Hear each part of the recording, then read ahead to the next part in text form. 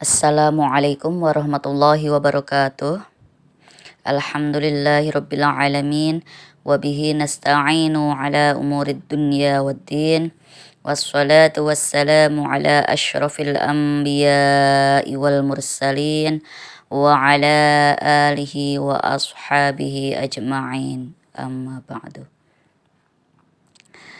Para mahasiswa yang berbahagia, selamat berjumpa kembali pada perkuliahan dengan mata kuliah Aqidah Akhlak. Untuk kali ini materi yang akan kita bahas adalah tentang pendekatan dan perencanaan pembelajaran Aqidah Akhlak pada MI. Baik, sebagai upaya untuk meningkatkan mutu pembelajaran Aqidah Akhlak di sekolah, terutama di MI, seorang guru itu harus pandai menggunakan pendekatan secara arif dan bijaksana dalam mengajar, bukan sembarangan yang bisa merugikan anak. Nah, pendekatan pembelajaran itu apa? Pendekatan pembelajaran adalah suatu cara yang digunakan di dalam proses pendidikan dan masih bersifat umum.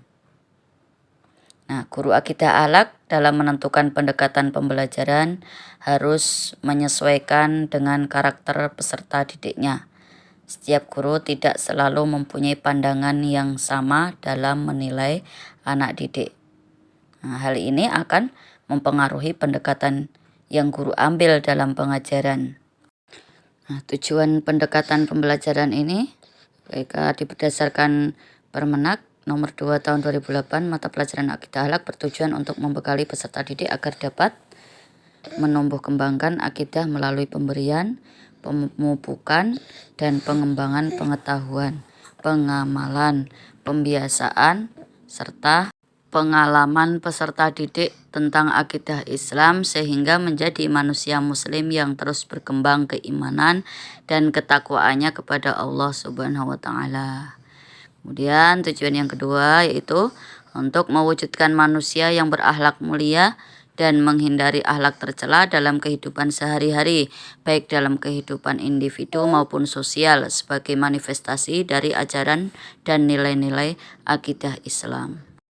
Kemudian apa saja pendekatan pembelajaran Aqidah Akhlak kepada MI itu?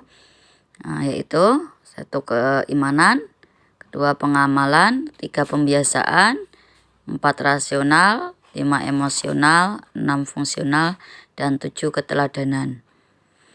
Nah, ini pendekatannya melalui keimanan, pengamalan, pembiasaan, dan lain sebagainya. Nah, pendekatan keimanan ini yaitu mendorong peserta didik untuk mengembangkan pemahaman dan keyakinan tentang adanya Allah SWT sebagai sumber kehidupan. Nah, jadi ada peserta didik menjadi yakin, imannya lebih kuat. Sedangkan pengamalan itu untuk mengkondisikan peserta didik mempraktekkan dan merasakan hasil-hasil pengamalan akhlak mulia dalam kehidupan sehari-hari. Jadi mengamalkan ya apa yang disampaikan oleh pendidik. Kemudian pembiasaan ini membiasakan sikap dan perilaku yang baik yang sesuai dengan ajaran Islam yang terkandung dalam Al-Quran dan hadis serta dicontohkan oleh para ulama. Nah, melalui pembiasaan peserta didik itu diharapkan dapat mengamalkan dalam kehidupan sehari-hari. Kemudian pendekatan rasional yaitu untuk meningkatkan kualitas proses dan hasil pembelajaran akidah dan akhlak dengan pendekatan yang memfungsikan rasio peserta didik. Sehingga isi dan nilai-nilai yang ditanamkan itu mudah dipahami oleh peserta didik. Kemudian pendekatan emosional yaitu untuk upaya menggugah perasaan atau emosi peserta didik dalam menghayati akidah dan akhlak mulia sehingga lebih terkesan dalam jiwa peserta didik. Nah, itu pendekatan emosional. Kemudian pendekatan fungsional yaitu untuk menyajikan materi akidah akhlak yang memberikan manfaat nyata bagi peserta didik Kemudian pendekatan keteladanan. Nah, guru itu sebagai teladan. Nah, jadi memberi contoh pada peserta didik dengan baik. Pembelajaran yang menempatkan dan memerankan guru serta komponen madrasah lainnya sebagai teladan. Baik, ini 7 pendekatan dalam pembelajaran akidah akhlak. Kemudian yaitu tentang perencanaan pembelajaran akidah akhlak. Nah, perencanaan pembelajaran akidah akhlak. Nah, perencanaan ini berarti guru itu setiap akan memberikan materi atau pelajaran itu harus merancang dulu apa yang menjadi tujuan untuk pembelajaran ini. Jadi biasanya dibentuk dalam bentuk RPP atau rencana pelaksanaan pembelajaran. Nah, rencana pelaksanaan pembelajaran atau RPP itu adalah rencana yang menggambarkan prosedur dan pengorganisasian pembelajaran untuk mencapai satu kompetensi dasar. Berikut komponen rencana pelaksanaan pembelajaran, yaitu yang pertama identitas mata pelajaran. Nah, itu nanti bisa dilihat lagi seperti apa identitas mata pelajaran itu. Kemudian yang kedua ada standar kompetensi. Kemudian yang ketiga kompetensi dasar. Selanjutnya adalah indikator pencapaian kompetensi. Kemudian tujuan pembelajaran. Nah, tujuan pembelajaran itu menggambarkan proses dan hasil belajar yang diharapkan dicapai oleh peserta didik sesuai dengan kompetensi dasarnya. Kemudian materi ajar. Kemudian berikutnya adalah metode pembelajaran. Nah, metode apa yang akan digunakan untuk pembelajarannya itu. Jadi sudah dirancang, sudah direncanakan terlebih dahulu. Kemudian untuk selanjutnya adalah tentukan media apa yang ingin digunakan, alat dan sumber belajarnya dari mana. Nah, itu. Kemudian yang selanjutnya adalah kegiatan pembelajaran. Nah, kegiatan pembelajaran ini ada pendahuluan, ya, pembukaan, kemudian isi, inti, pembelajaran inti, kemudian penutup. Kemudian yang terakhir adalah penilaian hasil belajar. Itulah penyusunan dalam rencana pelaksanaan pembelajaran, ya, komponen rencana pelaksanaan pembelajarannya. Langkah-langkah penyusunan RPP berbasis pendidikan karakter meliputi mencantumkan identitas. Terus yang kedua, mencantumkan tujuan pembelajaran. 3, mencantumkan materi pembelajaran. Keempat, mencantumkan metode pengajaran. 5, mencantumkan langkah-langkah kegiatan pembelajaran.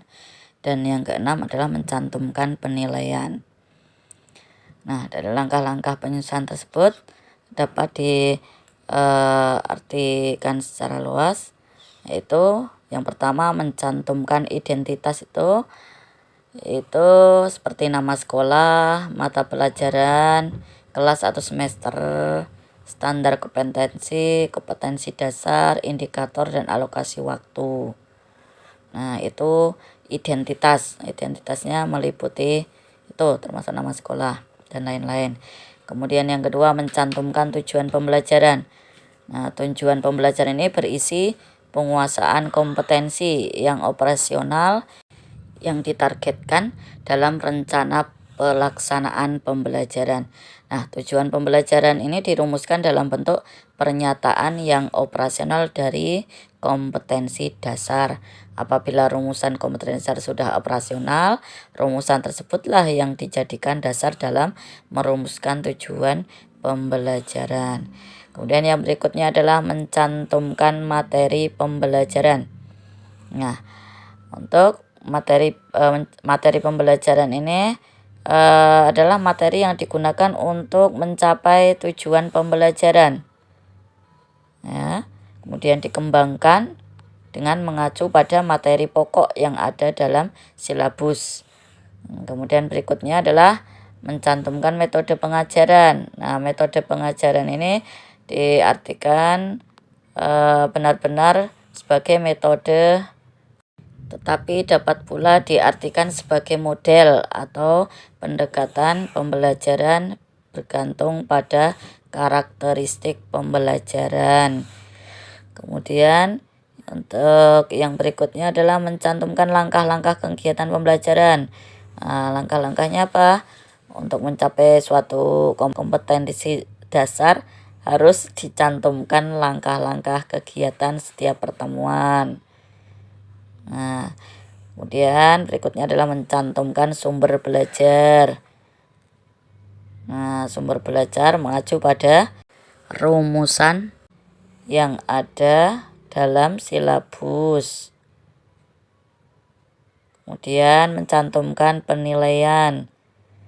Nah, penilaian dijabarkan atas teknik penilaian, bentuk instrumen, dan instrumen yang dipakai untuk mengumpulkan data.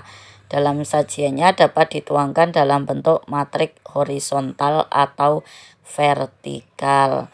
Nah, apabila penilaian menggunakan teknik tes tertulis, uraian, tes unjuk kerja, dan tugas rumah yang berupa proyek harus disertai rubrik penilaian. Nah, demikian langkah-langkah penyusunan RPP berbasis pendidikan karakter. Untuk demikian, berakhir pula perkuliahan untuk pertemuan kali ini. Mari kita tutup dengan bacaan hamdalah. Alhamdulillahirabbil alamin. Wassalamualaikum warahmatullahi wabarakatuh.